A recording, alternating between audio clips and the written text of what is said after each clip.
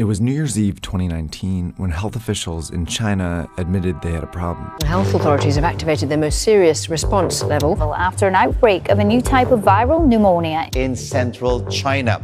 A rapidly growing number of people were developing a dry cough and fever before getting pneumonia. And for some, it turned fatal. Doctors have named the disease COVID-19, or Coronavirus Disease 2019, indicating that a type of virus is causing the illness. When they tried to trace its origin, they found a likely source: this food market in Wuhan. Out of the first 41 patients, 27 had been here. It wasn't conclusive evidence, but Chinese officials quickly shut down the market. They had seen this happen before at a place just like this. Health officials are trying to get a grip on an alarming outbreak of SARS. The virus originated in mainland China. Has spread across the country. The disease had been festering for months in southern China. In 2002, a coronavirus had emerged at a very similar market in southern China. It eventually reached 29 countries and killed nearly 800 people. Now, 18 years later, this coronavirus is in at least 71 countries and has already killed over 3,100 people. So what do these markets have to do with the coronavirus outbreak, and why is it happening in China?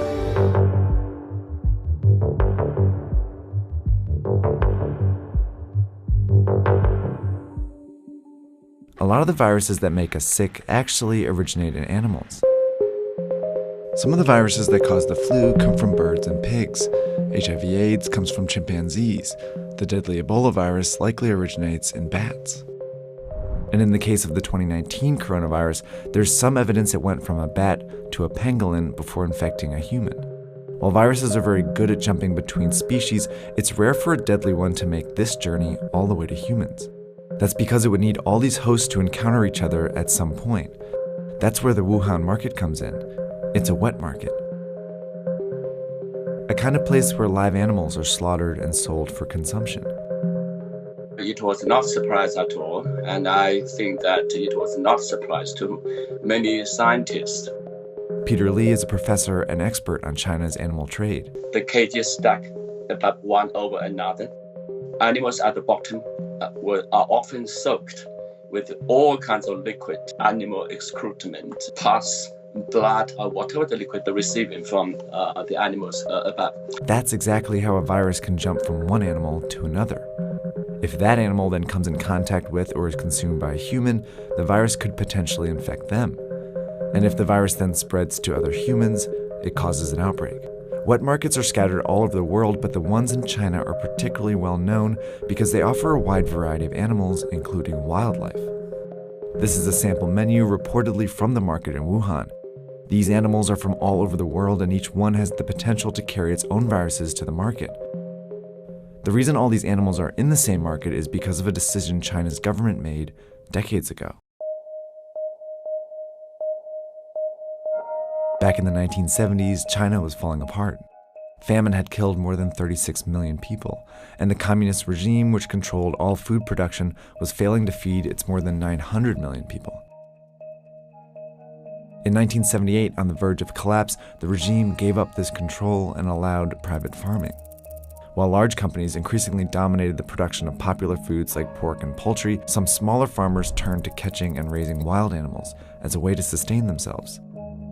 At the very beginning, it was mostly peasant household backyard operation of turtles, for example. That's how wildlife farming started to get off the ground. And since it started to feed and sustain people, the Chinese government backed it. So it was imperative for the government to encourage people to make a living through whatever productive activities they can find themselves in. You can lift yourself out of poverty. No matter what you are doing, that's okay. But then in 1988, the government made a decision that changed the shape of wildlife trade in China. They enacted the Wildlife Protection Law, which designated the animals as resources owned by the state and protected people engaged in the utilization of wildlife resources. That's one of the most devastating problems of the law, because if you designate the wildlife as a natural resource, that means it is something you can use for human benefits.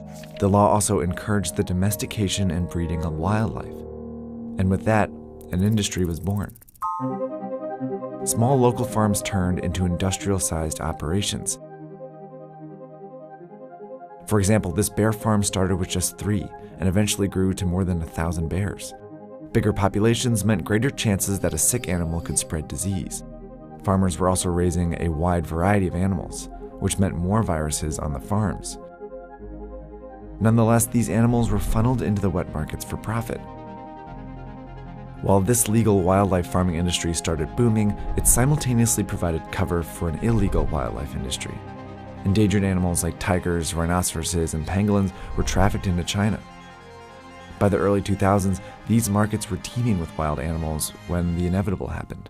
The latest on the deadly SARS virus, the worldwide death toll up again today. China has reported more than 1,400 cases of infection nationwide. It is what health officials have feared all along. In 2003, the SARS outbreak was traced to a wet market here in southern China. Scientists found traces of the virus in farmed civet cats. Chinese officials quickly shut down the markets and banned wildlife farming. But just a few months after the outbreak, the Chinese government declared 54 species of wildlife animals, including civet cats, legal to farm again.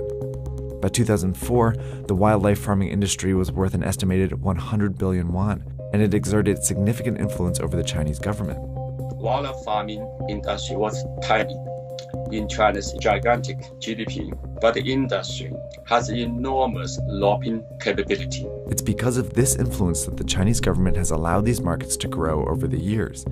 In 2016, for example, the government sanctioned the farming of some endangered species like tigers and pangolins.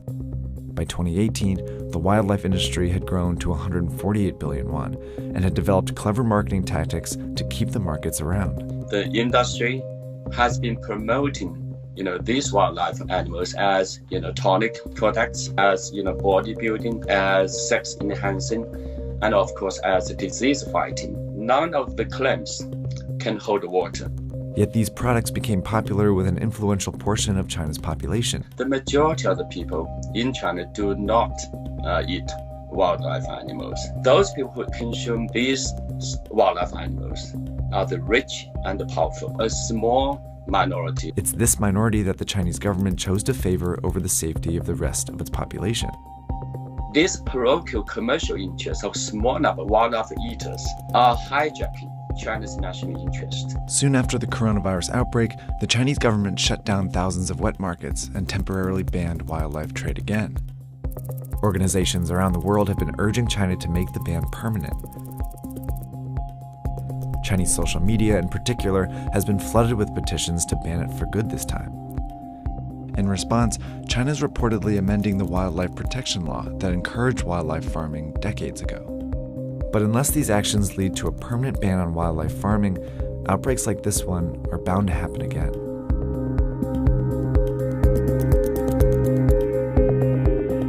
For a bunch more information about China's wet markets, viruses, and wildlife, we have an episode on our Netflix show called The Next Pandemic Explained. It talks about why a coronavirus could spark the next pandemic and what the world's experts are doing to stop it. That's on our Netflix show Explained. Check it out.